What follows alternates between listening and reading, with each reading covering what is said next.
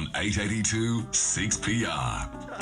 I really respect people who do a lot of stuff for charity, particularly when there's a great challenge. And I'm going to speak to Paul Miller. Paul Miller is going to swim the English Channel this September. He's a solo swimmer, and he's got a very, very good reason for doing so. Paul, good morning. How are you? I'm very well, thanks, Steve. What about yourself? Oh, look, just tickety-boo, thank you very much. Glad that I'm not running for a reason, because the pavement would crack if I did that. Now, Mark, you are going to swim the English Channel, do a solo swim.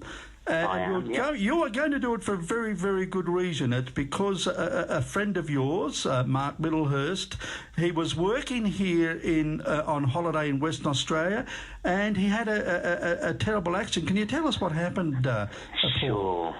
Sure, yeah, it was terrible, Steve. Mark, a young lad, and he was over on a year's holiday, but a working holiday, and he was in WA. He was doing his farming job, and he was on a day off. He was on his motorbike, just literally got up to the brow of a hill, didn't realise that it was a sheer drop on the other side. He went over, and unfortunately the tree that he hit on the way down took his helmet off, and his head took the impact. And it was tragic. He's been left pretty much sort of brain dead, and it's such a tragedy, because he was such an amazing young guy, and he was obviously a mate of yours, was he, Paul?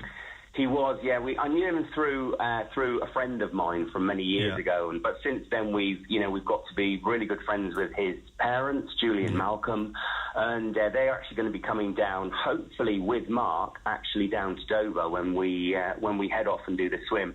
If Mark can come down, if he can't, then it will just be Julie and Malcolm. But we've just got to, it just makes you bring everything into perspective, of how short life can be, and how we've all got to pull together and help wherever we can. Well, 1 minute he's enjoying life, and just a few seconds later, I mean, his life it's just changed, hasn't it? Dramatically. And he now needs 24-hour care, I understand.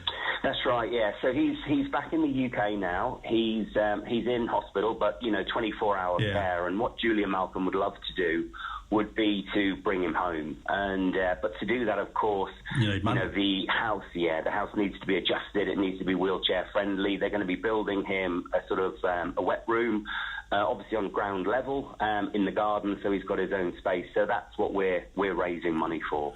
Now, why have you decided to swim the English Channel? Are you a keen swimmer? That might seem like a stupid question. A lot of people do these extreme things without having a lot of experience at them. Yeah, well, at times, Steve, I wake up in the morning when it's still very dark and it's raining outside, and I'm heading down to the river, and I'm asking myself exactly the same question, to be perfectly honest. But no, ever since coming to Australia 10 years ago, I've always had, the desire to do open water swimming, and I've done 4 Rottnest solos now. Right.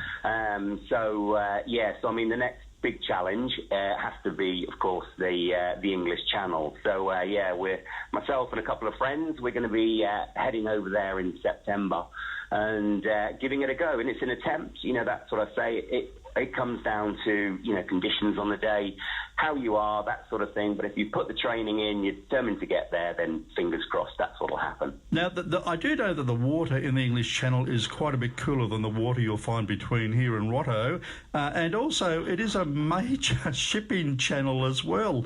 Are there rules and regulations that you must obey when you're swimming across the channel? There are, yeah. I mean, you go with your pilot or your captain of your ship. They only actually do England to France now. In the late 90s, they stopped doing France to England.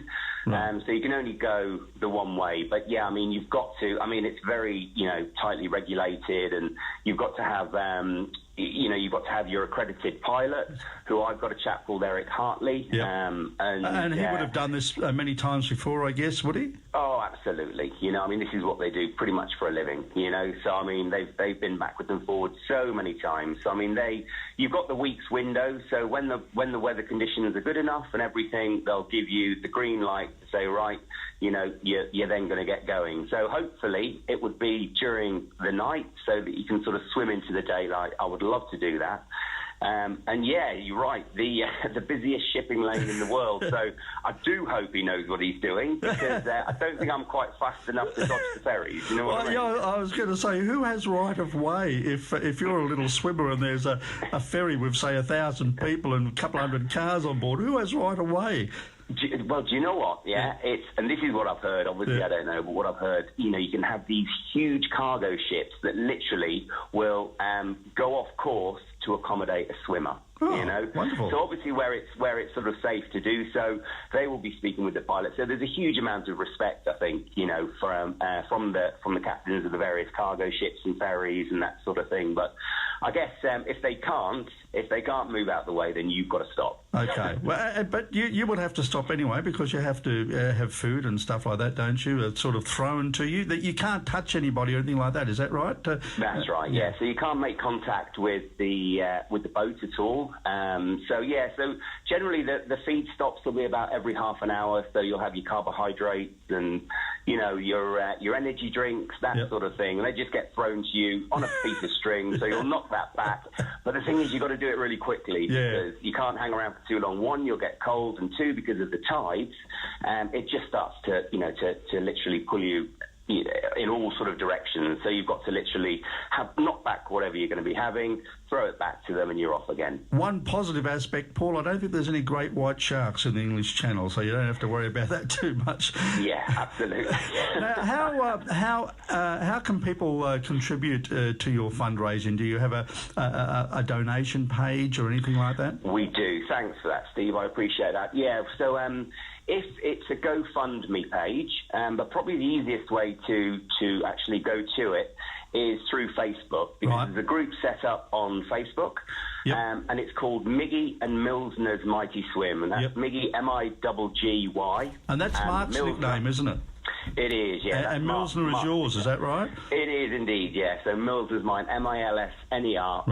Miggy and Milsner's Mighty Swim. So go on to that, the group page there on Facebook. That'll take you straight through then into the GoFundMe page. And if people could help Mark, help Miggy, that would just be absolutely fantastic. Be able to bring him home. Excellent. Paul Miller, thanks very much for talking to us. And look, I look forward to see you covered in, what is it, pig fat or something they put around Wool you? fat, yeah.